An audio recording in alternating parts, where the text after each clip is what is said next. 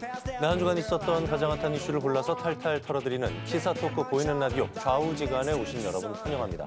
진보와 보수를 대표하는 여야 정치 고수들의 썰 전쟁 좌우지간 오늘 함께할 분들 소개해 올리겠습니다. 언제 봐도 똑 부러지는 젊은 보수 강대규 변호사 그리고 강원 진보 진영의 팩트 폭격기 시사 고수 유재범 더불어민주당 강원도당 정책차장입니다. 어서 오십시오. 안녕하세요. 안녕하십니까. 네, 안녕하세요.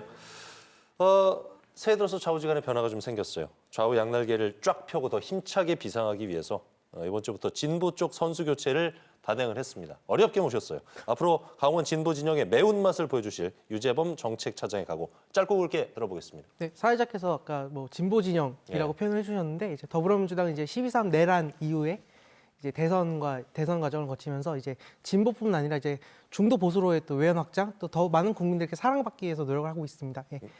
부족하지만 최선을 다하도록 하겠습니다. 기대해 보고요. 좌우지간 이번 주도 얘기 나눌 정치권 이슈들이 아주 많습니다. 그래서 오늘 주제가 벼랑 끝에 선 여야 23년 선거부터 8일의 단식이라는 주제로 탈탈 한번 털어볼까 합니다. 어제 한덕수 전 국무총리의 내란 방조 혐의 1심 재판 결과가 나왔습니다. 특검 구형 15년보다 높았어요. 징역 23년에 중형이 선고가 됐습니다. 강 변호사님 어떻게 보셨어요? 판결문은 아직 입수를 못했고요. 재판부 설명 자료 19페이지 정도 가량을 봤습니다. 내란 임무에 종사했다는 것이 한덕수 총리가 송미령 장관에게 전화를 걸어서 국무회의에 출석을 시키는 외관을 형성했다라는 것인데 그 설명 자료에 보더라도 한덕수 총리가 윤석열 대통령을 굉장히 말리고 몇 차례를 말리다가 지시를 받고 전화를 했거든요. 이게 어떻게 종사 업무에 적극적으로 했는지 좀 의문이 되는 부분이 있고요. 그리고 선포문을 수정한 행위가 있다라는 건데 그 수정한 행위도 설명 자료에 보면 비상계엄이 국회에서 해제된 다음에 선포문을 수정을 했습니다. 그래서 이게 어떻게 또 내란의 업무에 종사를 했는지 좀 다소 법조인이 보기에는 의문이 있습니다. 이제 법에는 계속범이 있고 결과범이 있거든요. 폭행, 상해, 이건 결과 발생해야 돼요. 결과범이에요. 근데 감금같이 상태가 지속해야 되는 거는 계속범인데 내란은 결과범이거든요. 비상계엄 선포했을 때 그 결과가 발생한 것인데 약간 좀 이해가 안 되는 부분 중에 하나가 그 증거인멸 우려가 있다 그래서 법정 구속을 했거든요. 네. 보통 1심 선고하면서 도주 우려로 구속을 하지 증거는 이미 다 나왔는데 증거인멸로 구속을 한 점, 그 점도 다소 이해가 좀 안 되는 부분이긴 합니다. 네. 유 차장님. 네, 한마디로 얘기해서 자업자득 사필 규정이다 이렇게 표현을 하겠습니다. 최초의 특검에서 이제 내란 방조 혐의로 이제 기소를 했습니다. 근데 재판부에서 이건 내란 방조 혐의가 아니라 주요 임무 종사로 공소장 변경해라. 공소장 변경한 것이고요. 사실은 특검에서 이제 15년을 구형한 것도 네. 이제 일각의 분석에 따르면 특검은 여전히 이 사건을 한덕수를 내란 방조범으로 보는 건 아니냐라고 했지만 재판부에서는 아니다, 내란 방조범 아니다. 이 사람은 내란 주요 임무 종사자다. 13 내란의 주요 임무 종사자라는 걸 분명히 한 판결이라고 생각합니다. 네. 같은 날 그에 앞서서 이재명 대통령이 신년 기자회견에서 검찰개혁 국정운영 구상 밝혔어요. 유 차장님 어떻게 보셨어요? 일단은 여러 가지 현안에 대해서 질의응답 과정에서 예를 들어서 부동산 문제라든지 관세 문제라든지 이해운 현재 그 장관 후보자에 대한 문제 그리고 장동혁 대표와의 이제 국민의힘과의 관계 이런 것들에 대해서 아주 솔직하게 담백하게 풀어냈다라고 생각하고요. 개인적으로 제가 가장 인상 깊었던 점은 남북 관계를 얘기하면서 저자세라고 비판한 언론인데 그럼 그 자세로 한판 뜰까요? 라고 이렇게 반문했던 점이 아마 그 분위기도 되게 좀 웃음도 나오고 또 그 짧은 문장에 현재 이재명 대통령이 대북 관계를 어떻게 바라보고 있는지를 직관적으로 알 수 있어서 제 개인적으로 가장 인상 깊은 장면 중 하나였습니다. 강 변호사님. 제 개인적으로는 그 장면이 가장 품격이 없었다고 생각이 들었거든요. 어쩌라고의 2탄인 거죠. 아니 그럼 고자소를 한판 뜰까요? 이게 뭐냐면 우리가 식당에 가서 밥을 먹다가 사장님 여기 국이 좀 싱거운데요? 사장님이 와서 그럼 제가 소금을 한 통 넣을까요? 이런 화답이에요. 저자세에 대한 비판을 했으면 중자세도 있고 중저자세, 중고자세가 있는데 제가 고자세로 전쟁 한판 할까요? 한판 뜰까요? 이게 대통령으로서 품격을 갖춰야 된다고 생각이 들고요. 가장 황당한 게 환율 문제입니다. 2024년 2월 달에 이재명 대통령이 당대표 시절에 환율이 1,380원, 1,350원을 돌파했을 때 대한민국 경제가 망했다. 폭망했다라는 표현을 했어요. 지금 1,480원에 대해서 기자들이 질문을 하니까 이재명 대통령이 뭐라 답했냐면 대책이 없습니다. 어쩌라고요? 지금 요런 식으로 답변을 한 게 대통령이 그래서 결국 아무런 해답도 없고 궁금증이 해결된 것도 아니고 2시간 50분 동안 품격이 없는 그러한 모습만 보여줬다고 생각합니다.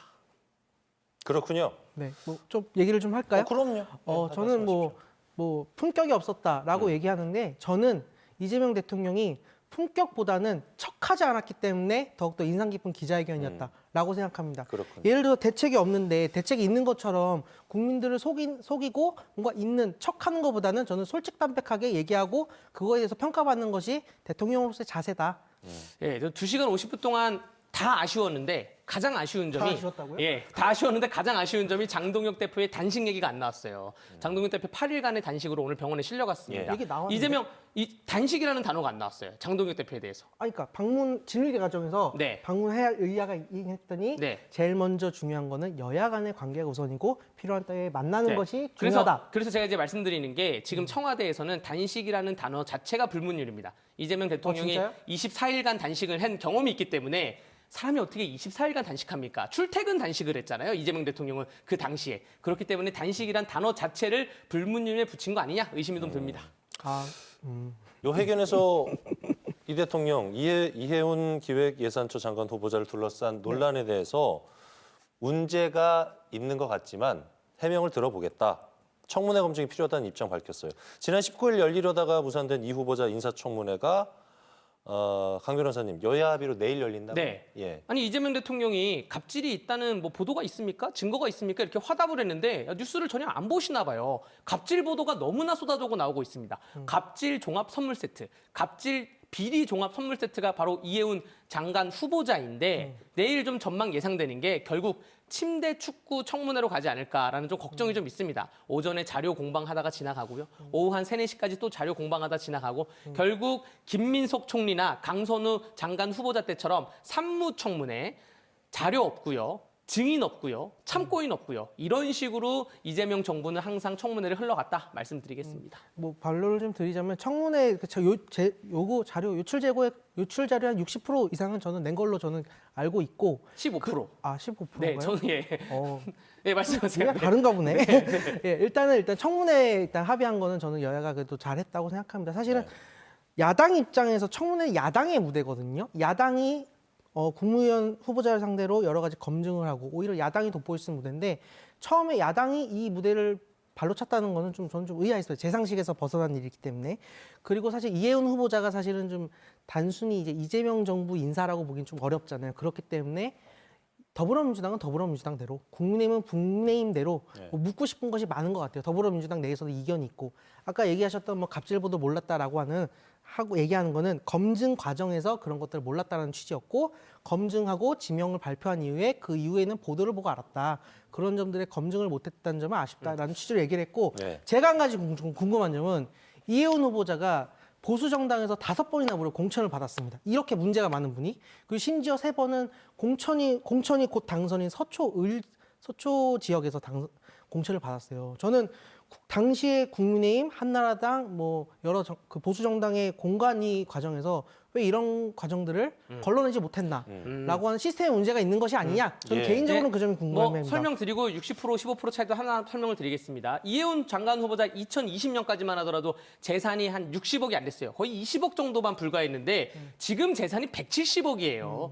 국민의힘에서 다 떠나가고 나서 최근 6년 사이에 갑자기 재산이 비리성으로 급증을 한 것입니다. 국민의힘을 떠난 게 아니라 최근까지도 아, 장관 후보자 그렇죠. 지명되기 전까지도 있죠. 당협위원장이고 그러면서 당적을 가지고 있어서 2024년에 공천을 받았잖아요. 네, 하지만 당적은 갖고 있긴 하지만 어떠한 국회의원직을 수행한 건 아니기 때문에 수행하지 않았지만 24년도에 공천을 받았잖아요. 어디서 공천 받았죠? 국민의힘에서. 국민의힘 어디 적고? 성동을. 성동을 해서 인정합니다.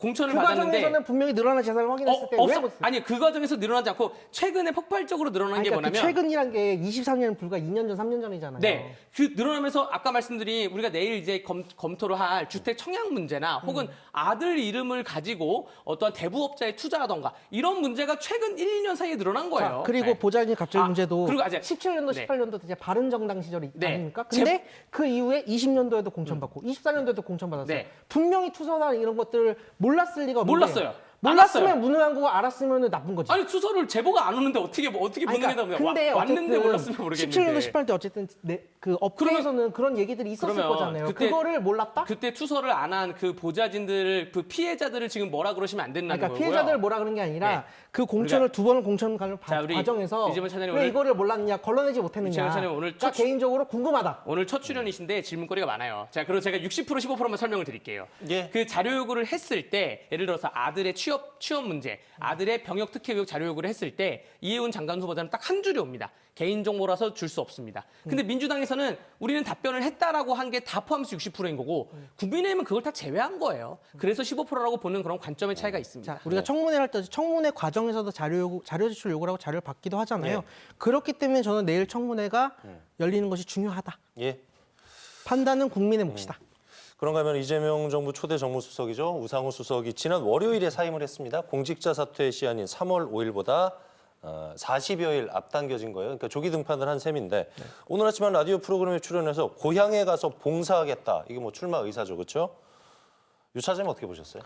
고향에 가서 봉사하겠다는 이제 정치인들의 이제 흔한 레토릭이니까 뭐 그렇게 읽으면 될 것 같고 우상호 전 정무수석이 이제 이재명 정부 청와대 참모진 중에 1호 예. 출마를 이제 선언을 한 셈입니다. 근데 우상호 정무수석 같은 경우는 진작에 이제 2024년도 총선 불출마를 하고 선언을 하고 그 이후에 사실은 강원도 도지사를 준비를 하고 있었어요. 그렇기 때문에 있었는데 일각에서 특히 이제 강대규 변호사께서 그런 얘기를 하신 걸로 저는 알고 있는데 네. 우상호 수석이 정무수석직을 도지사 출마에 이용했다라고 비판하셨는데 그거는 조금 사실관계가 다른 게 우상호 수석이 정무수석이 될 수 있었던 거는 윤석열이 12.3 내란을 일으켰기 때문이에요. 내란을 일으키지 않고 탄핵을 당하지 않았으면 우상호 수석은 지금 정무수석이 될 수가 아유, 없었습니다. 우상호 수석은 다 윤석열의 덕분이다. 우상호 수석은 윤석열 대통령한테 고마워해야 되겠네요. 그 앵커님께서 말씀하신 그 네. 라디오에서 네네. 오늘 뭐라 얘기했냐면 강원특별자치도 법보다 광역 통합이 더 중요하다. 대전 충남 통합, 또 광주 전남 통합 이게 더 중요하다고 우선순위가 거기 있다고 본다 이런 식으로 발언을 했어요. 네. 이런 사람이 어떻게 강원특별자치도 도지사가 나옵니까? 강원도가 더 중요하지. 특별자치도법이 더 중요하지. 강원도 이외 일이 더 중요하다. 어떻게 이런 말을 할 수 있을까 생각이 들고요. 메뚜기 정치인이라고 비판을 아니할 수가 없습니다.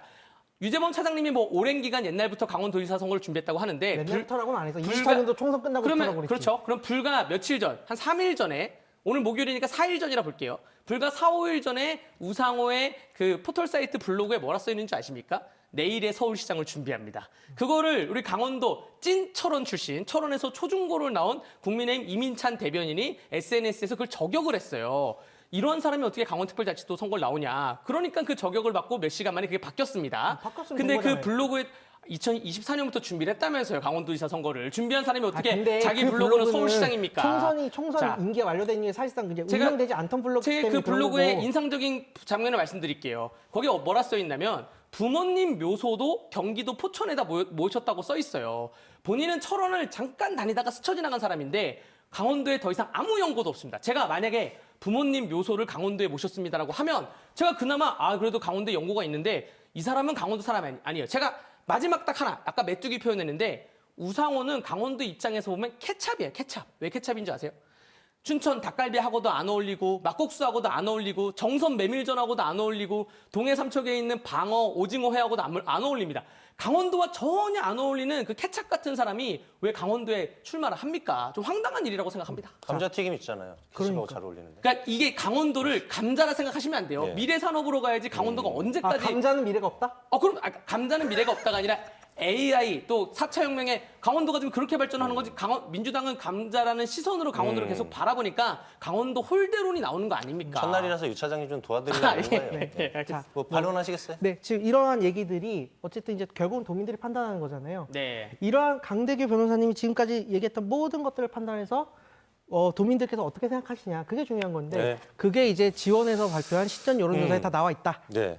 이광재 전 지사 얘기 좀 해봐야 될 것 같아요. 최근 3년 만에 민주당 도당 신년 인사배 모습 드러낸 데 이어서 한 라디오 방송에서 네. 당의 요청이 있으면 헌신했고 앞으로도 그렇게 살아갈 것이다 이렇게 밝혔어요.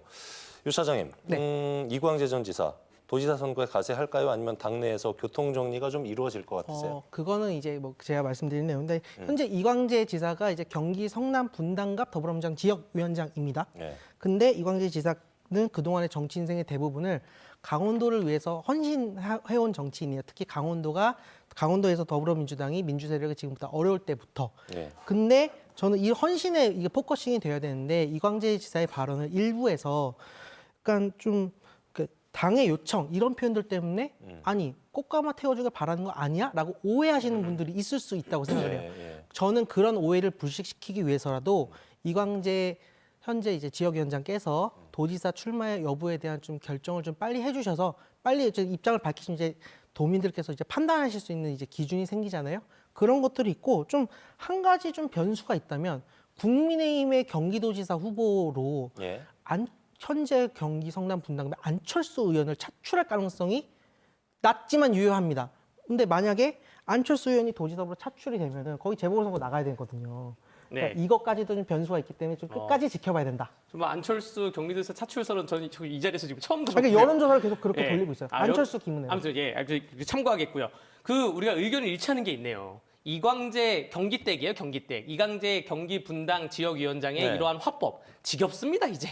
이제 뭐 그리고 당에 헌신했다 그랬는데 제가 저는 보기에 지겹지 않은데요. 당으로부터 갔다고 엮지 마세요. 당으로부터 특혜를 받은 사람이죠. 민주당으로부터 아이, 굉장히 특혜가 특혜를 받은 아니죠. 사람입니다. 민주당 후보로 강원도에서 출마하는 게 그게 무슨 특혜입니까? 알겠습니다. 헌신이지. 네, 당의 요청이 있으면 앞으로도 헌신하겠다. 이러한 화법 굉장히 지겹다 네. 말씀드리겠습니다. 어제입니다. 어제 염동열 전 국회의원이 온라인 출판 기념회 열었는데 도지사 선거 출마 여부에 대해서 깊은 고민에 빠졌다고 밝혔어요. 강 변호사님 출마한다고 봐야 돼요? 어떻게 봐야 예, 돼요? 정치인들의 화법은 네. 고민에 빠졌다, 네. 뭐 검토하겠다 이런 뭐 출마를 거의 한다는 얘기긴 아, 한데 그래요? 예. 그런데 지금 현실적으로 어떻게 흘러갈지 물론 국민의힘 그 입장에서는 후보자가 많으면 많을수록 선거가 풍부해지기 때문에 예. 환영할 일이긴 합니다. 그런데 이게 너무나 지금 여론조사를 다시 한번 또 뭐 돌려봐야 되겠지만 네. 너무나 그 균형이 안 맞춰 있는 그러한 경선이 될 수도 있어서 당에서 어떻게 판단을 할지는 또 미지수라고 말씀드릴 수 있습니다. 유 사장님 어떤 의견 예, 주시겠어요? 강대규 변호사가 얘기한 것처럼 정치인이 고민한다, 출마할 생각이 있는 겁니다. 아, 그렇군요. 출마할 생각이 없으면 고민할 게 없습니다. 고민을 왜 합니까? 안 하는데. 그러네요. 그렇죠. 예. 그렇죠. 염동열 전 의원이 이제 복권이 얼마 전에 돼서 이제 정치 활동을 재개했다는 걸 얼마 전에 이제 유튜브를 통해서 출판 기념회도 하셨더라고요. 근데 네. 이분이 평창 출신입니다. 그렇군요. 근데 저는 사실은 어쨌든 도지사 후보로 출마는 할 가능성이 있다고 생각하는데 이게 단순히 내가 도지사 후보가 되겠다라기보다는 다음 총선 2028년에 총선을 앞두고 한번 이번에 한번 기지개를 펴는 게 아니겠느냐. 근데 이분이 이제 지역구 평창 출신이긴 한데 그 당시에 선거가 태영 평정 예. 이래가지고 태양평정. 유상범, 이철규 두 의원의 지역구가 좀 같이 좀 맞물려 있는 측면이 있습니다. 그래서 네. 이분들과의 역학관계가 어떻게 될 것인가. 예. 어, 다시 중앙 도지사 선거 국면에서는 변수는 전혀 되지 않습니다. 알겠습니다. 중앙정치권 얘기로 좀 돌아가 보도록 하겠습니다. 쌍특검법 도입 요구하면서 8일째 단식 농성을 해온 국민의힘 장동혁 대표가 오늘 오전에 박근혜 전 대통령의 설득에 단식을 중단을 했습니다. 두 분은 8일간 이어진 장 대표의 단식 어떻게 보셨습니까, 유 차장님? 아, 단식인데 단식 아니 웰빙 단식이 거의 끝나가는 것 같습니다. 끝났습니다. 예. 끝나가는 것 같습니다. 동정표도 얼추 모은 것 같습니다. 이게 누가 한 말이냐? 이재명 당시 당대표가 단식할 때 2023년 9월 7일에 당시 국내 원내 대변인이었던 장동혁 당시 원내 대변인이 대변인 브리핑 한 말입니다. 예. 네, 지금 이제 병원에 이제 치료받고 계시는데 치료받고 계시면서 이 발언 입장이 바뀌었잖아요. 이 발언에 대해서 한번 좀 곱씹어 보시고 건강 회복 잘 하셨으면 좋겠습니다. 예. 아이 그 장동혁 대표의 8일 단식과 이재명 당시 대표의 24일 단식은 비교하면 안 되죠. 아, 비교 장동혁 대상이 대표는 아니에요. 완전 오픈된 공간에서 단식을 한 거고요. 이재명 대표는 당시에 출퇴근 단식하지 않았습니까? 아닙니다. 생중계를 했는데 아닙니다. 밤에 밖에서 없애졌고. 천막 치고 단식했어요. 그러니까 바깥 천막 안에서는 뭘 하지 오픈이 안 되는 아니야, 상태가 천막이 하나가 다 있고. 열려 있어서 지지자분들하고 인사하고 다 했어요. 제 말 좀 할게요. 아니, 사실관계는 자, 정확히 해야 정확히 되니까. 말씀드리는 거예요. 그러면서 그 앞에 투명 물병이 있는데 왜 텀블러를 마시냐 이런 의혹이 있었고요. 또 민주 단식에 대해서 지금 말씀드리는 거예요. 민주 모르는 거 단식에 가지고 뭐라는 거예요, 지금? 텀블러에 뭘 들었어요? 어떻게 합니까? 민주 단식에 대해서 정청래 대표 단식 20일 했는데 단식 중간중간에 흡연하는 모습이 발견됐어요. 이건 단식이 아니죠. 아, 단식하고 흡연하고 무슨 상관이에요? 장동혁 단식이 대- 식사가 아닌데. 우리가 의학적으로 사람이 20일, 24일 어떻게 단식을 합니까? 가능하다 보여주세요. 24일 단식할 수 있어요? 한 사람 있잖아요. 사람이? 사람 이재명? 있잖아. 이재명 대표? 아니, 한 아무튼 사람 저 있잖아. 무서워서 죄송합니다. 의지의 문제다. 예. 자, 8일 단식. 물과 소금만 먹고 단식을 했고요. 그 단식 자리에 유승민, 안철수, 이준석, 오늘 박근혜 전 대통령까지 어떻게 보면 보수 정치권에서 사이가 가깝지 않은 사람들도 다 모였습니다. 보수 대통합의 의미가 있다고 보여지고요. 이 단식이 특검법으로 이어지지 않았습니다. 근데 정말 안타까운 게 대한민국 정치가 어떻게 여기까지 흘러왔나. 보통은 여야가 단식을 할 때 그 중간 역할을 하고 있는 정무수석이나 혹은 뭐 관련자들이 찾아가거든요. 찾아가서 요구사항을 좀 들어주던가 네. 혹은 된다 안 된다 말을 해주는데 홍익표 정무수석 정청래 당대표한테 인사로 오는데 로텐도로 원래 지나가서 오른쪽은 민주당, 왼쪽은 국민의힘이거든요. 근데 그걸 안 지나가려고 뒷문으로 들어왔어요. 이런 꼴사 나온 경우가 어디 있나 정말 약간 슬픈 정치 현장을 보는 것 같습니다. 자, 슬픈 정치 현장이라는 건 동일하고 이재명 대표가 단식할 때 대통령실 관계자가 뭐라고 했냐? 언론 보도에 따르면 대표 단식 누가 하라고 했나? 이런 말을 했다고 보도가 나왔거든요. 대통령실 핵심 관계자가. 더불어민주당은 적어도 그렇게 비인간적이지 않다. 그리고 홍익표 정무석이 이재명 대통령의 지시로 장동혁 대표 병문안 예정이라고. 아, 병문안 예정이래요? 보도가 나왔습니다. 자, 보도 나왔어요? 장동혁 대표 단식 중에 한동훈 전 대표가 당원 게시판 사태와 관련해서 처음으로 사과를 했는데 이걸 두고 이제 악어의 눈물이다. 네. 아니다. 진심을 믿어야 한다. 요 평가가 엇갈려요. 강 변호사님, 한 전 대표의 사과 어떻게 보셨어요? 뭐 평가할 가치가 없다고 생각합니다. 아, 가치가 없다. 뭐 기한이 내일 모레까지예요. 윤리 재심의 청구가. 예. 그 한동훈 전 대표의 사과를 제가 AI에게 물어봤거든요. 어떻게 생각해?라고 물어보니까 AI가 겉으로 포장만 사과처럼 보이지 결국 억울함 호소와 지지 세력 결집하라는 의미다. 그러니까 그런 의미예요. 저도 그렇게 봤고 AI도 똑같이 그렇게 보더라고요. 그 저희 더 이상 국민의힘에서 한동훈이라는 사람에 대해서 얘기할 가치가 없다 생각이 됩니다. 유 차장님? 가치가 없다라고 얘기하셨는데 저는 관심이 없다. 이렇게 얘기를 말씀드리고 뭐 관심은 없고요. 근데 해명 과정에서 제가 제일 웃겼던 거는 예. 한동훈 당대표는 당원 게시판에 가입한 적이 없다. 이런 해명이 나왔었잖아요. 그런 해명이 예. 있었거든요. 있었어요. 근데 저는 68년생이다 뭐 이런 얘기 있었죠. 네, 웃기는 게 아니 당원이 뽑은 당대표가 당원 게시판에 회원가입 안 한 게 그 자랑은 아니잖아요. 근데 그거를 자기 사겠다고 그런 변명을 하는 걸 보면서 참 이분도 갈 때까지 가셨구나. 최근에 신천지 관련된 여러 가지 의혹들 불거지고 있죠. 국민의힘은 통일교 특검을 요구하면서 신천지 의혹을 통일교 특검에서 함께 수사하자. 이런 제안. 민주당 제안을 받아들이지 않고 있는데 유 차장님 어떻게 보세요? 일단은 더불어민주당은 이제 통일교 특검을 하지 말자는 건 아니고 뭐 제3자 추천의 통일교 특검법을 발의한 적도 있고요. 예. 그런데 더불어민주당 입장은 최근에 이제 언론 보도가 이제 많이 나오는 게 신천지의 국민의힘 대선 개입 이런 얘기도 많이 나오고 예. 당시에 국민의힘의 대선 후보였던 홍준표 전 대구시장도 SNS를 통해서 그런 의혹 문제 제기들을 계속 하고 있거든요. 저는 다 하자. 더불어민주당 입장은 다 하자는 거고 최근에 뭐 장동혁 대표 요구했던 뭐 공천 헌금 양당 다 하자. 자신 있다라기보다는 문제가 있으면 여야 가리지 말고 다 밝히자라는 것이고, 다 하자는 얘기고 만약에 장동혁 대표가 어제 단식 중도하게 하셨지만 단식이 어쨌든 진정성이라는 게 있어야 되잖아요. 진정성을 뭐 받고 싶다 그러면 다 하면 될 것 같습니다. 그래서 어차피 양당의 원내대표가 잘 협상해서 특검법 잘 만들면 될 것 같아요. 그죠? 더불어민주당의 공식 입장이 공천헌금 특검에 대해서도 하자라는 거는 지금 처음 공천헌금 들었습니다. 특검을 다 하자는 게 죄송해요. 정정할게요. 공식 입장이 아니고 저는 다 해도 된다. 저랑 이게 젊은 정치인들끼리 좀 통해요. 저도 똑같이 아니, 신천지 거부하겠습니다. 특검 다 하고 거부하겠습니다. 통하기 싫어요. 말 좀 합시다. 통하기 싫어요. 거부하겠습니다. 신천지 특검도 해야 되고 통일교 특검도 해야 되고 네. 공천비리 특검도 해야 된다고 생각을 합니다. 네. 장동혁 대표가 단식에 들어가면서 8일 동안 국민의힘의 약간 공식적인 입장은 안 나왔는데 송원석 원내대표의 입장을 보면 신천지 특검도 하자는 의미예요. 아마 장동혁 대표가 지금 정밀 검사를 받고 있는데 장기 하나하나 정밀 검사 받고 주말 사이에 어떤 기력을 되찾으면 아마 신천지 특검도 다 받지 않을까. 그럴 때 과연 더불어민주당 입장은 통일교 특검과 공천비리 헌금 특검을 할지 안 할지 개인적으로 굉장히 궁금하고요. 사실 통일교나 신천지나 혹은 뭐 이러한 기타 종교에서 정치인들이 행사 왔다 갔다 거리고 이러한 사료가 너무 많아서 이거는 만약에 이것이 정치권과 결탁에 돼 있어서 어떤 국민들이 피해를 보고 있다면 마땅히 특검을 해야 된다는 부분이고요. 근데 왜 그동안 국민의힘이 뜨뜨미지게 됐냐? 통일교 특검은 민중기 특검에서 통일교를 압수수색해서 거기서 명단이 나왔고 선물 리스트가 나왔고 윤영호 통일교 본부장이 더불어민주당 16명의 주요직한테 현직 국회의원 포함 장관급 4명 포함 16명한테 다 로비를 했다. 거기서 실명이 나온 게 전재수 장관이었고요. 근데 민중기 특검이 그 진술을 듣고도 이걸 뭉갠 거예요. 아니, 뭉갠 그렇기 게 아니라 때문에 특검은 김건희 특검이기 때문에 김건희와 관련된 통일교 수사만 할 수 있는 거잖아요. 자, 알면서. 오늘 양평고속도로 서기관님이 공소 기각이 나왔어요. 특검에서 했는데 왠 줄 알아요? 아니 그러니까 특검 3대 특검이 모든 걸 다 했거든요. 우린 다 할 수 있다. 왜냐면 거기에 법에 기타가 있습니다.